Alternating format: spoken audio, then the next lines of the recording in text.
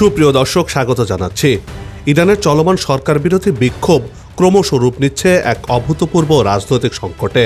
দেশের বিভিন্ন শহরে লাখ লাখ মানুষ রাস্তায় নেমে প্রতিবাদ জানাচ্ছেন। তাদের অনেকে আবার আয়াতুল্লাহ আলী খামেনির পতনের ডাকও দিচ্ছেন। জোরে সোরে উঠছে সরকার বিরোধিতার স্লোগান।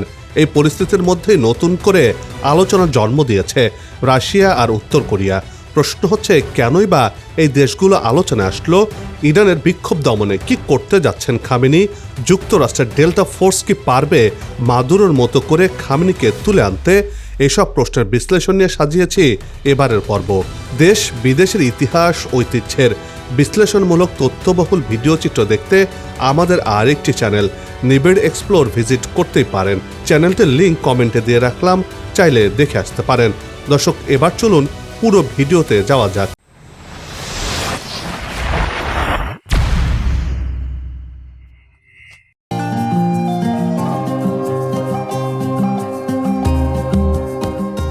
ইরানের সর্বোচ্চ নেতা আয়াতুল্লাহ আলী খামেনির ধৈর্যের বাঁধ এবার ভেঙে গেছে। এখন আর তিনি বসে থাকবেন না, শুরু হবে ডাইরেক্ট অ্যাকশন। তার চূড়ান্ত খেলায় সব ষড়যন্ত্র চুরমার হয়ে যাবে বলেই মনে করছেন সংশ্লিষ্টরা। ইরানের চলমান সরকার বিরোধী বিক্ষোভ আরও কঠোরভাবে দমনের ইঙ্গিত দিয়েছেন দেশটির সর্বোচ্চ নেতা। বিদেশি শক্তি ষড়যন্ত্রের অভিযোগ তুলে খামেনি বলেছেন, এই অস্থিরতা মোকাবেলায় রাষ্ট্র কোনো ধরনের ছাড় দেবে না। রাষ্ট্রীয় টেলিভিশনে সম্প্রচারিত ভাষণে আয়াতুল্লাহ আলী খামেনি জনগণকে ঐক্যবদ্ধ থাকার আহ্বান জানিয়েছেন। চলমান বিক্ষোভকে সন্ত্রাসী কার্যক্রম হিসেবে অভিহিত করেছেন তিনি। এই আন্দোলনের পেছনে যুক্তরাষ্ট্রসহ বিদেশি শত্রুদের ইন্ধন রয়েছে বলেও অভিযোগ তাঁর।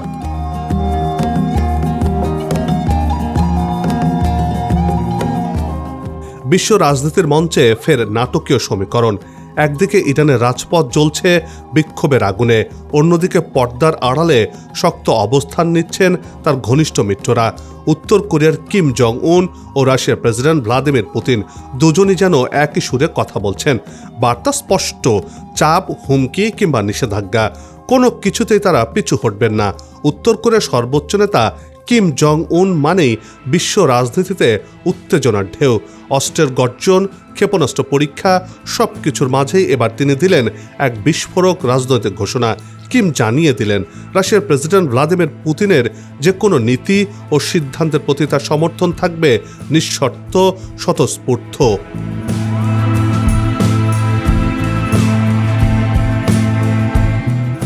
পিয়ংইয়ংয়ের ভাষায় কোনো শর্ত নেই, কোনো আপোষ নেই। কিমের কথা যেন আরেক বার্তা দেয়, রাশিয়া ইরানের প্রতি বরাবরই বন্ধুসুলভ। এটা অনেকটা ওপেন সিক্রেট, তার প্রমাণও বহুবার দিয়েছে রাশিয়া। তাই ইরানের পাশে যেহেতু রাশিয়া সবসময় থাকে, তাই একই পথে হাঁটবে উত্তর কোরিয়াও। কথাই স্পষ্ট, কথা বলাই যায়। রাষ্ট্রীয় সংবাদ মাধ্যম কোরিয়ান সেন্ট্রাল নিউজ এজেন্সির বরাতে জানা গেছে, পুতিনকে পাঠানো এক চিঠিতে কিম জং উন স্পষ্ট ভাষায় লিখেছেন, তিনি রুশ প্রেসিডেন্টের সব সিদ্ধান্তকে সম্মান করেন এবং সর্বাত্মকভাবে সমর্থন করেন।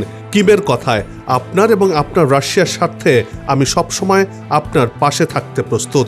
শুধু তাই নয়, তিনি জোর দিয়ে বলেছেন, এই অবস্থান সাময়িক নয়, এটি স্থায়ী, চূড়ান্ত এবং অপরিবর্তনীয়। অর্থাৎ উত্তর কোরিয়া এবং রাশিয়ার মধ্যে একটি গভীর বন্ধুত্ব সম্পর্ক রয়েছে।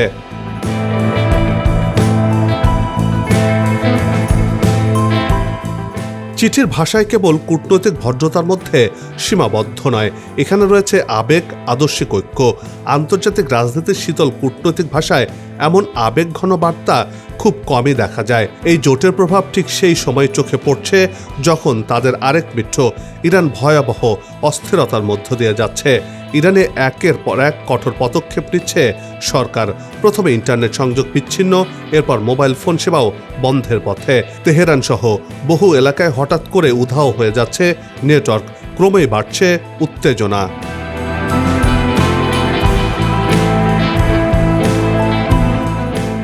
একদিকে ইরানের রাজপথে ক্ষুদ্র জনতাকে উস্কে দিচ্ছে পশ্চিমারা, অন্যদিকে পেছনে দাঁড়িয়ে থাকা কিম পুতিনের শক্ত চোট। প্রশ্ন হচ্ছে, এই একজোট হুঁশিয়ারি কি শুধু বার্তার মধ্যেই সীমাবদ্ধ থাকবে, নাকি বিশ্ব রাজনীতিকে ঠেলে দেবে আরও বড় সংঘাতের দিকে? এর মাঝেই ইরান নিজেদের শক্তি ঝালিয়ে নিয়েছে। প্রস্তুত রেখেছে তার মিসাইল ভান্ডার। এবার যদি মার্কিন যুক্তরাষ্ট্র ইরানে হামলা চালাতে আসে তাহলে দাঁত ভাঙা জবাব দেবে তেহরান, এমন ঘোষণাও আসছে ইরানের তরফ থেকে।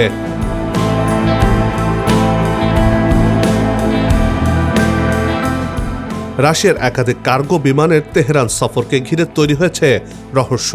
আন্তর্জাতিক পর্যবেক্ষক মহলে প্রশ্ন উঠছে, এটি কি ইরানি সরকারের শেষ মুহূর্তের প্রস্তুতি? ফ্লাইট ট্র্যাকিং সংস্থার তথ্য বলছে জানুয়ারির প্রথম সপ্তাহে অন্তত 5টি রুশ কার্গো বিমান তেহরানে অবতরণ করেছে।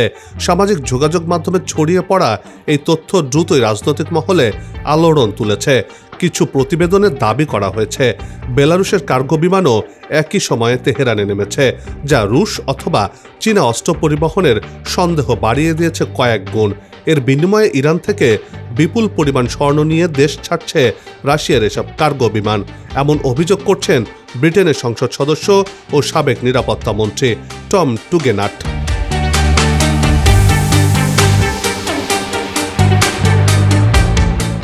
এরই মধ্যে বড় যুদ্ধের জন্য প্রস্তুতি গ্রহণ করছে ইরান।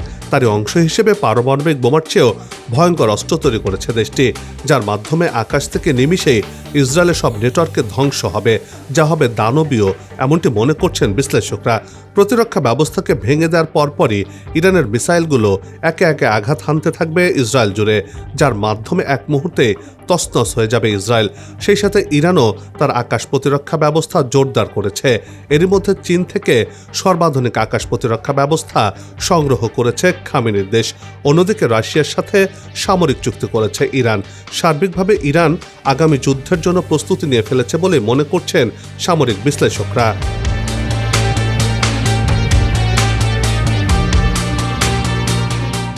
ইরানি ক্ষেপণাস্ত্রগুলো ইসরায়েলের আধিপত্য ভেঙে দিয়েছে এবং ইসরায়েলের প্রতিরক্ষা ব্যবস্থাকে চ্যালেঞ্জ ছুঁড়েছে, যা ইসরায়েলের মারাত্মক দুঃস্বপ্ন বলে মনে করা হয়। অর্থাৎ ইসরায়েলে এখন শনির দশা চলছে, মহাসংকটে পড়ছে ইহুদিবাদী দেশটি। সাবেক মার্কিন সেনা কর্মকর্তা কর্নেল ডগলাস ম্যাকগ্রেসের বরাত দিয়ে ফার্স্ট নিউজ বলছে, ইরানের একটি বিশাল ক্ষেপণাস্ত্র ভান্ডার রয়েছে, যা দিয়ে ইরান একদিনেই ইসরায়েলকে মাটিতে মিশিয়ে দিতে পারে। ইরান একেবারে যুদ্ধ শুরু করতে চায় না, তবে শত্রুর মুখোমুখি হওয়ার জন্য তাদের উল্লেখযোগ্য সামরিক সক্ষমতা রয়েছে বলেও দাবি করেন তিনি।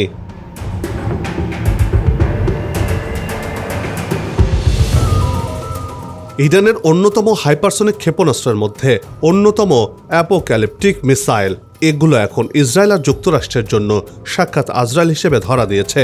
এসব অস্ত্রের ভয়ে ইসরায়েল ও মার্কিন যুক্তরাষ্ট্রে এতটাই ভীত হয়েছে যে সেগুলো এখন পশ্চিমা সামরিক ও প্রতিরক্ষা বিশেষজ্ঞদের বিশ্লেষণের প্রধান বিষয় হয়ে উঠেছে। এই বিশেষজ্ঞরা সতর্ক করে বলেছেন, ইরানের হাইপারসনিক ক্ষেপণাস্ত্রগুলো আয়রন ডোমের মতো উন্নত বিমান প্রতিরক্ষা ব্যবস্থা ভেদ করার জন্যই ডিজাইন করা হয়েছে।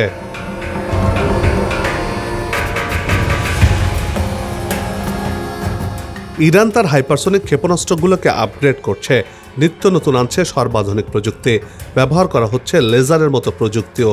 আর ইরানের এসব ক্ষেপণাস্ত্রের হুমকি মোকাবেলায় যুক্তরাষ্ট্র ও ইসরায়েলকে অনেক পথ পাড়ি দিতে হবে বলে মনে করছেন তারা।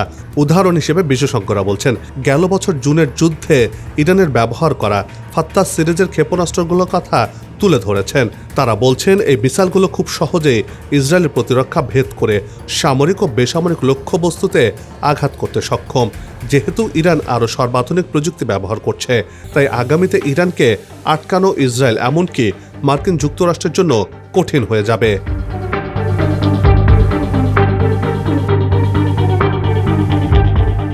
ক্ষেপণাস্ত্র কর্মসূচির ওপর আরোপিত সব সীমাবদ্ধ তুলে নিয়েছেন খামেনি। এর আগে দেশে উৎপাদনকৃত ক্ষেপণাস্ত্রের পাল্লা 2200 কিলোমিটারে সীমাবদ্ধ রাখার নির্দেশনা দিয়েছিলেন তিনি। তবে দেশটির সর্বোচ্চ নেতার নির্দেশনার পর এখন আর সেই সীমাবদ্ধ নেই। অর্থাৎ মিসাইল প্রযুক্তি সর্বোচ্চ ব্যবহার করতে চলেছে ইরান, যার মাধ্যমে আন্তঃমহাদেশীয় ক্ষেপণাস্ত্রের ভান্ডার গড়েও তুলেছে তেহরান, যা এখনও দুনিয়ার কোনো দেশের কাছে নেই। খামেনির এই বিধিনিষেধ তুলে নেওয়ার মাধ্যমে ইরান নিজেকে আরও শক্তিশালী করে গড়ে তুলেছে।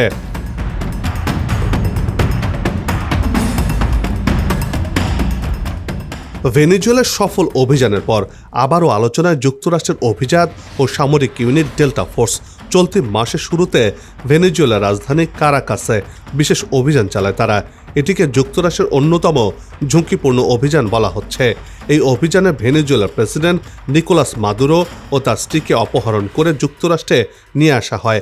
মাত্র ২০ মিনিটের অভিযানে করা নিরাপত্তা ভেঙে প্রেসিডেন্ট প্রাসাদে ঢুকে পড়ে ডেল্টা ফোর্স।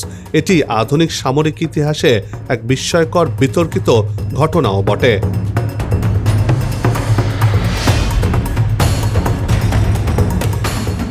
এবার অনেকে মনে করছেন একই তরিকায় ইরানের সর্বোচ্চ নেতা আয়াতুল্লাহ আলী খামেনিকেও তুলে আনতে পারবে যুক্তরাষ্ট্র। ঠিক সেখানে দাঁড়িয়ে ডোনাল্ড ট্রাম্পকে চোখ রাঙাচ্ছে ইতিহাস। বর্তমানে সাফল্যের আড়ালে রয়েছে যুক্তরাষ্ট্রের সামরিক ইতিহাসের এক করুণ অধ্যায়। আজ থেকে প্রায় 4 দশক আগে ইরানের মরুভূমিতে একই ডেল্টা ফোর্সের জন্য রচিত হয়েছিল ভয়াবহ বিপর্যয়কর পরিণতি, যা এখনও সামরিক বিশ্লেষকদের কাছে বড় এক শিক্ষা। ভয়াবহ ব্যর্থতার উদাহরণ ছিল সেটি।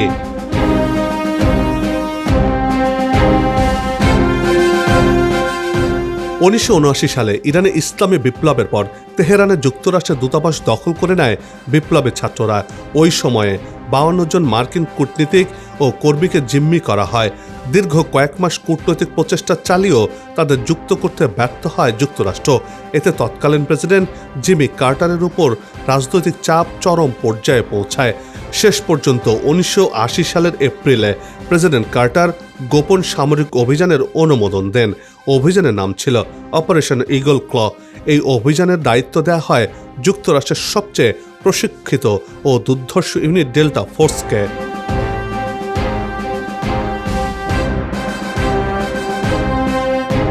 অভিযানের লক্ষ্য ছিল তেহরানের দূতাবাস থেকে জিম্মিদের উদ্ধার করে নিরাপদে দেশে ফিরিয়ে আনা। পরিকল্পনা অনুযায়ী হেলিকপ্টার ও C-1 পরিবহন বিমানের মাধ্যমে ইরানের ভেতরে প্রবেশ করার কথা ছিল ডেল্টা ফোর্সের। ইরানের মরুভূমির একটি গোপন স্থানে ডেজার্ট 1 নামে পরিচিত এলাকায় প্রথম ধাপে মিলিত হওয়ার কথা ছিল বাহিনীগুলোর। কিন্তু শুরু থেকেই অভিযানে দেখা দেয় একের পর এক সমস্যা। মরু ঝড়ের কারণে একাধিক হেলিকপ্টার যান্ত্রিক ত্রুটিতে পড়ে। 8টি হেলিকপ্টারের মধ্যে একে একে অকেজো হয়ে যায় 3টি। নির্ধারিত ন্যূনতম সংখ্যক হেলিকপ্টার না থাকায় পুরো অভিযান বাতিলের সিদ্ধান্ত নেওয়া হয়।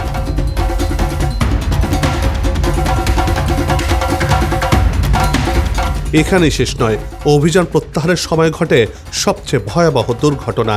একটি RH-53D হেলিকপ্টার অতিরিক্ত জ্বালানি বহনকারী একটি CO-30 বিমানের সঙ্গে সংঘর্ষ বেঁধে যায়।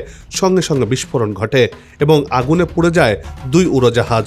এতে 5 জন বিমান বাহিনীর সদস্য ও 3 জন মেরিন সহ মোট 8 জন মার্কিন সেনা প্রাণ হারান। ব্যর্থ ওই অভিযানে ডেল্টা ফোর্সকে ফেলে যেতে হয় হেলিকপ্টার, অস্ত্র, মানচিত্র এবং নিহত সহকর্মীদের মরদেহ। বিশ্বজুড়ে আলোচনার মুখে পড়ে মার্কিন যুক্তরাষ্ট্র।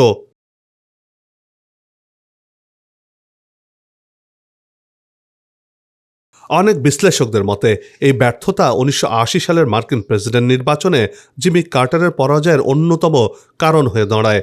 ইরানের তৎকালীন নেতা আয়াতুল্লাহ রুহুল্লাহ খোমেনি এই ঘটনাকে আল্লাহ প্রদত্ত শাস্তি হিসেবে আখ্যা দেন। তার মতে বালুঝড় ও মরুভূমির প্রতিকূলতায় ছিল বিদেশি আগ্রাসনের বিরুদ্ধে আল্লাহর প্রতিরোধ।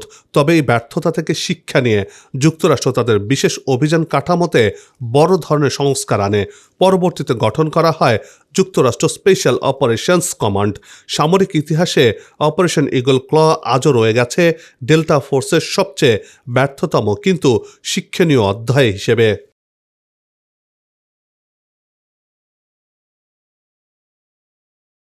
এবার প্রশ্ন আসছে, ভেনেজুয়েলার প্রেসিডেন্ট নিকোলাস মাদুরোর মতো করে এবার যদি ইরানের সর্বোচ্চ নেতা আয়াতুল্লাহ আলী খামেনিকে তুলে আনতে চান প্রেসিডেন্ট ট্রাম্প, তাহলে কি পারবে তার ডেল্টা ফোর্স? বিশ্লেষকরা বলছেন কারাকাস আর তেহরান এক নয়। ভেনেজুয়েলা আমেরিকার পেছনের উঠোন হিসেবে পরিচিত হলেও ইরান কয়েক হাজার মাইল দূরে। ইরানের আকাশসীমা অত্যাধুনিক S-300 এবং নিজস্ব বাভার 373 মিসাইল সিস্টেমে মোড়ানো। এছাড়া খামেনি নিরাপত্তায় নিয়োজিত IRGCর এলিট ইউনিট এবং তাদের আন্ডারগ্রাউন্ড বাংকারগুলো ডেল্টা ফোর্সের জন্য এক ভয়াবহ গোলক ধাঁধা হতে পারে।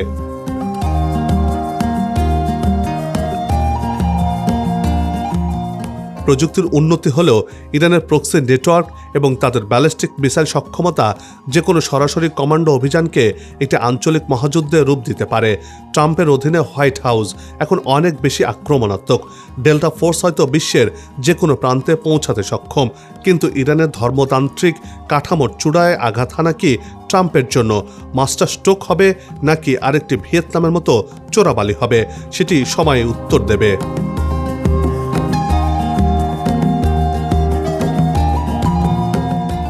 সবার সুস্বাস্থ্য আর মঙ্গল কামনা করে এই পর্ব থেকে বিদায় নিচ্ছে। আবারও হাজির হব নতুন কোনো খবর আর তার বিশ্লেষণ নিয়ে। নিজে ভালো থাকুন, দেশকে ভালো রাখুন, আমাদের সাথেই থাকুন। ধন্যবাদ।